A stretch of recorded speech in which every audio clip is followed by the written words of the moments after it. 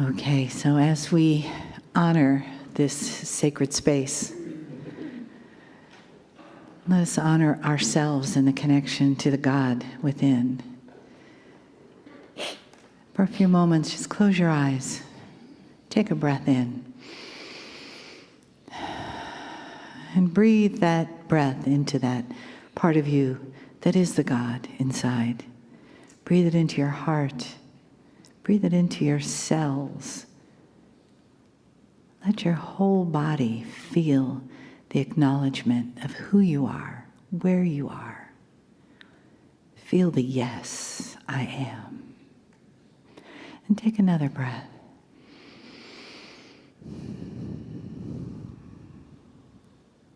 And let the love that lives in this room, that lives here, even when no physical humans are present, let that love surround you. Be aware that it is here for you, but also created by you.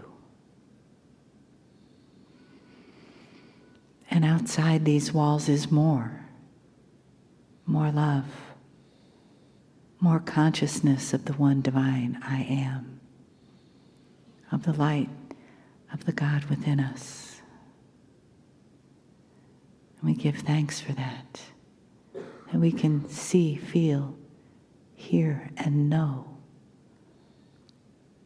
the God within us is reflected all around us and present right here in this holy room, in this moment, and in the messages from Kryon.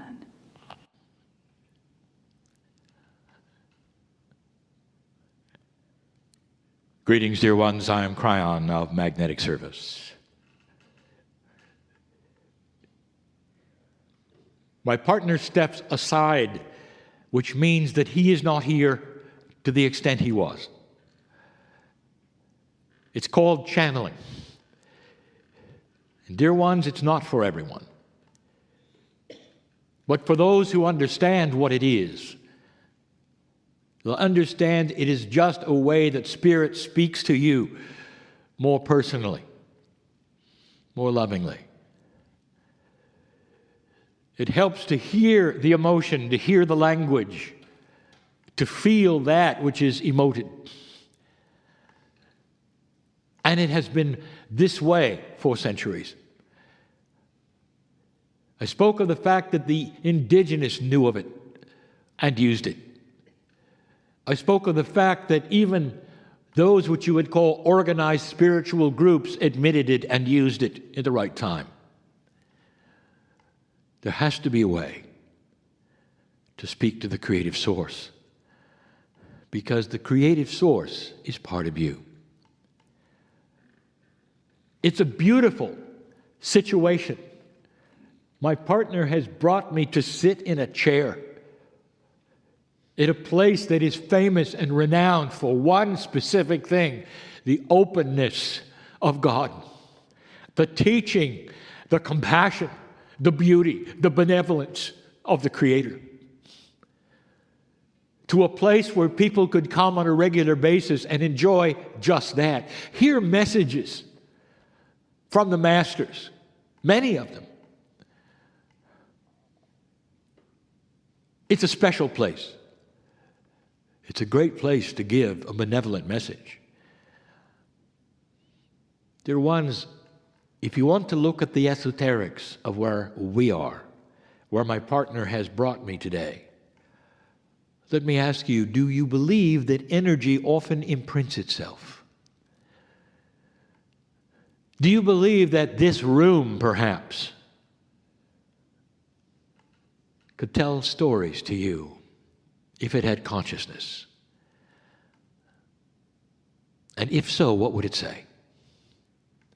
What would be the first thing the room would tell you? Let me talk to the room and interpret for you. It remembers when it was built. It remembers when the renovations occurred. But more than that, it remembers the consciousness of those who built it, the reasons.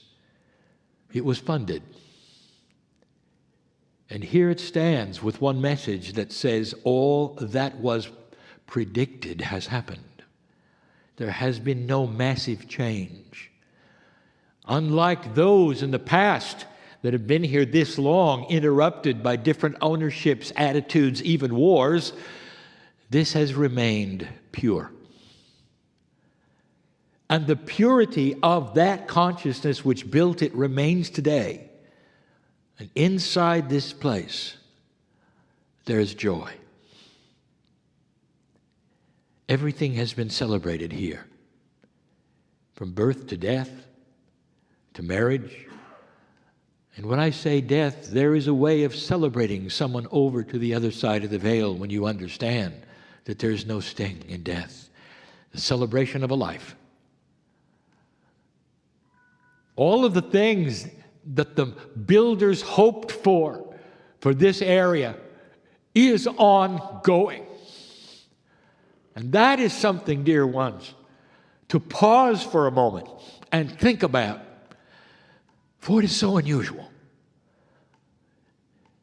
Unity Village, named appropriately for what it represents on the planet and to those who will take a look. The unity of man, consciousness of God into one thing, the unity that we speak of and have forever. All of the years and before that have been channeling, that has been the subject. You have the Creator inside you. And if you would awaken to that with free choice, you would find that you are not apart from humans. It's not you and them. For God is inside and is the perfect unifier. It starts to change the consciousness of who you are. It's catchy. That means to say it's beautiful and people want to see the beauty in you of God. The whole purpose is that each day you would think of these things as you get out of bed. There'd be a word of the day. There would be a phrase, perhaps. There would be something you would think of that would put you on the track of the real you, of the unification of you as a human and you as a piece of the creative source. This organization, this village, has made it past the change and through the change. It's a miracle. If you take a look around, there are so many that didn't.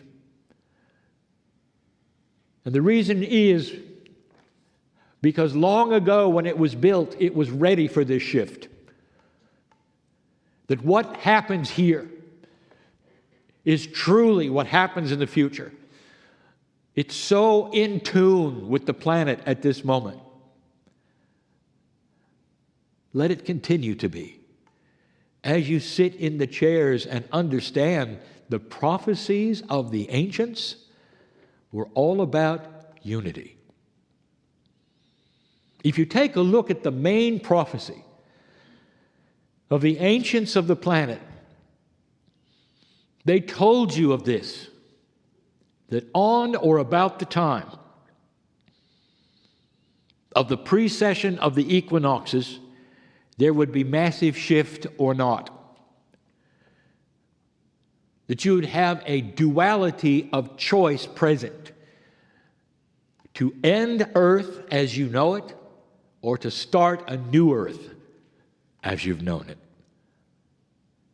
The prophecies of your land centered often around Armageddon, not making it past the year 2000, much less 2012. And you made it past both. The consciousness that has been developed since then is one that starts to shift human nature itself, and it talks about unity. If you look at the prophecy in its rawest form, you will see those who talk about the North getting together with the South. It's a metaphor. The northern hemisphere has often been called the war or masculine hemisphere. The southern hemisphere has often been called the feminine or mother hemisphere. When those meld together, you get a softer planet. And neither definition is then appropriate, because they meld together and you get a softer planet that has the attributes of a mother. You get a planet that will not go to war. You get a planet of higher consciousness that starts to understand both aspects of masculine and feminine together. You start to return to the ancient histories. You start to study your Akash. That is the prophecy. And if I could give it any name at all, it would be unity. The unity of the North and the South, the unity of the human and the divine, the unity of knowledge, of compassion, of thought. You are in the right place at the right time in the village. We'll talk more about this. We'll talk a little more about the compassion of humanism, what you're going through, perhaps even what happens here. I'll be back. And so it is.